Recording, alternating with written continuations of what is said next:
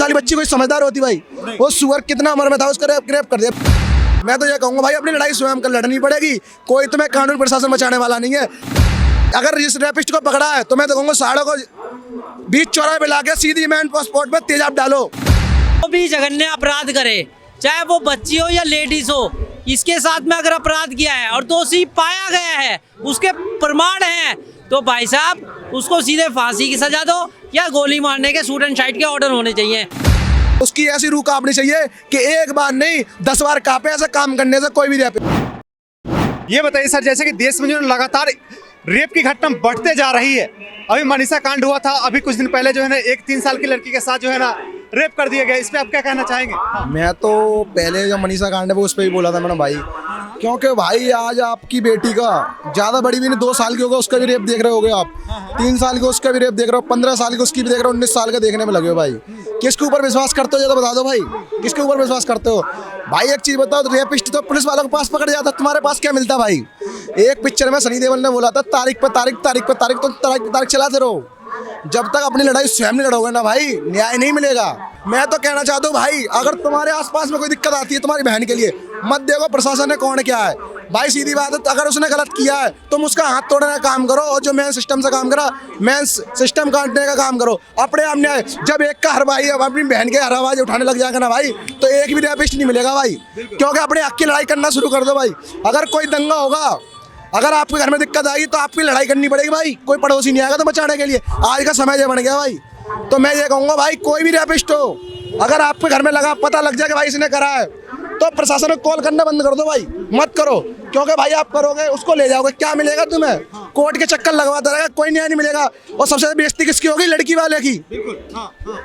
भाई ये बताओ, आज उसके घर वालों पे 3 साल की बच्ची इतनी बड़ी थी, इतनी सुंदर है, उसकी मैंने डीपी देखी भाई, स्टोरी भी कुछ देखी, मैंने वीडियो देखी भाई, क्या बताऊं मैं, 3 साल की बच्ची जो उसने अपनी जिंदगी नहीं देखी, कुछ नहीं देखा भाई, उसका क्या बताऊँ सुअरों को।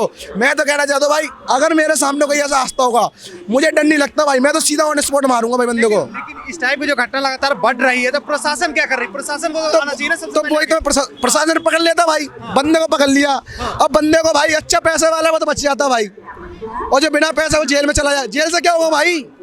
बेटी जिसकी चली गई, जिसकी बहन चली गई, जिसका वो चले रिश्ते, क्या बचा तुम्हारे पास भाई? आप लोग किसके लड़ रहे हो भाई? कमा रहे, ये बताओ। आप अपने कमा रहे भाई अपने बच्चों के लिए, ठीक है भाई, किसके लिए घर बना रहे हो? अपने बच्चों के लिए। किसके लिए जोड़ रहे हो? अपने बच्चों के लिए। जब बच्चा नहीं रहेगा तो ऐसा कमाई का क्या करोगे भाई?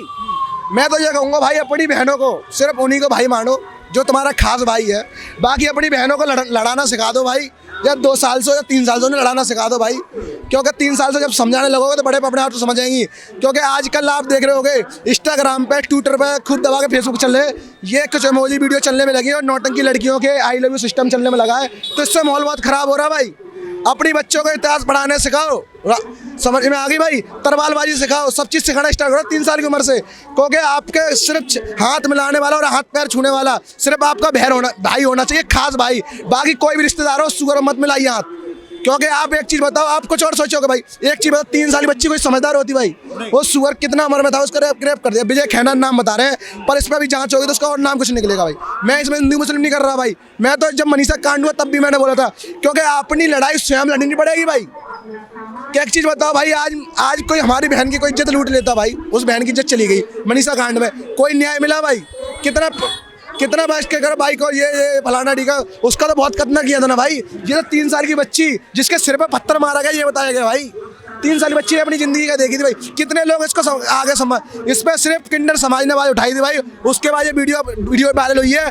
अब कुछ आइडियो पे डलने में लगी जो हिंदुत्व का काम करता भाई, उन्होंने काम स्टार्ट कर दिया है।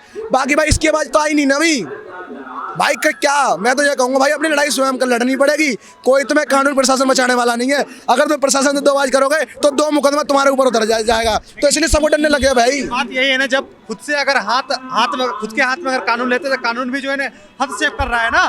तो भाई एक चीज बताओ, अगर मेरे साथ में गलत होता भाई, तो अगर मैं गलत नहीं हूँ, अगर मेरे ऊपर मुकदमा लगेगा भाई, तो मेरा साथ देने वाला भी नहीं आएगा, क्योंकि उसे डर लगाना उसके ऊपर मुकदमा, ये मेरा भाई है, अगर इसके ऊपर दिक्कत आएगी तो मैं इसके साथ खड़ा हूँ। अब ये 2 मुकदमे में जेल है, अब मेरे पास कोई नहीं, अब मैं इसके पास चढ़ गया, अब पुलिस वाले मेरे ऊपर मुकदमे धर देंगे तो भाई किससे लड़ने जाऊँगा भाई? तो इसलिए आज की डेट में कहीं आ नहीं रहा। आप ये बताओ, आपने जब धीरेन्द्र शास्त्री, मैं बताना चाह रहा हूँ, धीरेन्द्र शास्त्री निकालने में मतलब मीट मथुरा की दुकान बंद कराने के लिए कुछ हमारे भाई ने दुकान शटर डल बंद कर दिया, तो उसमें वो कह बस सीआई साहब कह रहे हैं 5 लाख रुपए मांगे भाई। 5 लाख रुपए कहाँ से मांग ली भाई? सामने वीडियो सब कुछ है भाई, पर तुम 5 लाख ऊपर कह रहे तुम्हारे ऊपर मुकदमा करूंगा, तुम्हारे ऊपर ये करूंगा। भाई किस हिसाब से मुकदमा करोगे भाई? कानून एक, मैं तो कहूँगा भाई अपने बच्चों को वकील बनाना स्टार्ट कर दो भाई, क्योंकि एक बच्चा करो शेर पैदा और एक करो आपके अगर कोई केस मुकदमा लड़ते हो तो वकील का केस लड़ सके। क्योंकि आपने देखोगा कि भाई आज की डेट में कोई किसी का साथ नहीं दे रहा भाई। जो देश के लिए काम कर रहा है या किसी बहन बेटी का सहयोग करने में लगा उसको बंदे गलत समझने लगते हैं। तो मैं तो कहूँगा भाई अपने बच्ची को या बच्चों को अपने संस्कृत के बारे में बताइए, अपने औजार हथियार है सब सिखाइए भाई, तब पता लगेगा। क्योंकि प्रशासन आपको न्याय कहाँ दिलाई भाई? मैं तो आप इतने कांड हो चुके मुझे इंसाफ दिखाई नहीं देता। क्योंकि सनी देओल एक पिक्चर में कहा था तारीख पे तारीख, तो वही सिस्टम भाई, लड़की इज्जत चली जाती है, घर से कहाँ लगे मुँह दिखाने लायक नहीं बचता आज की डेट में भाई। 3 साल की बच्ची ने कुछ जिंदगी नहीं देखी भाई, बताओ भाई। तो मैं तो सरकार से ये कहूँगा कि भाई अगर इस रेपिस्ट को पकड़ा है तो मैं तो कहूँगा साड़ों को बीच चौराहे पे लाके सीधी मैन पासपोर्ट पे तेजाब डालो और सीधे हेड शॉट करो, सीधा मत करो। जेल में क्यों रोटी फ्री की यानी भाई? मत दो इन्हें रोटी में, क्योंकि जब तक ऐसे लोगों का इसका इलाज नहीं होगा। अब तो पकड़ गया ना भाई, तो उसको अच्छी मौत दे दो। जब पकड़ने में तुम कामयाब नहीं होते, जब पकड़ ली तो उसको एक बार मौत दे दो। उसकी ऐसी रूह कांपनी चाहिए कि एक बार नहीं 10 बार कांपे ऐसा काम करने से कोई भी रेपिस्ट। बिल्कुल हाँ। ऐसा मैं ये कहूँगा, ये जो जघन्य अपराध जो भी करता है, किसी भी पार्टी का हो, किसी भी तरीका हो, योगी आदित्यनाथ का मॉडल पूरे भारत में लागू होना चाहिए। वो ये कहते हैं कायदे में रहोगे तो फायदे में रहोगे, और इस प्रकार जो भी जघन्य अपराध करे, चाहे वो बच्ची हो या लेडीज हो, इसके साथ में अगर अपराध किया है और दोषी पाया गया है, उसके प्रमाण हैं, तो भाई साहब उसको सीधे फांसी की सजा दो या गोली मारने के शूट एंड साइट के ऑर्डर होने चाहिए। एक को करोगे 1000 अपने आप आगे हो जाएंगे, 1000 अपराध अपने आप ही श्वेत ही खत्म हो जाएंगे।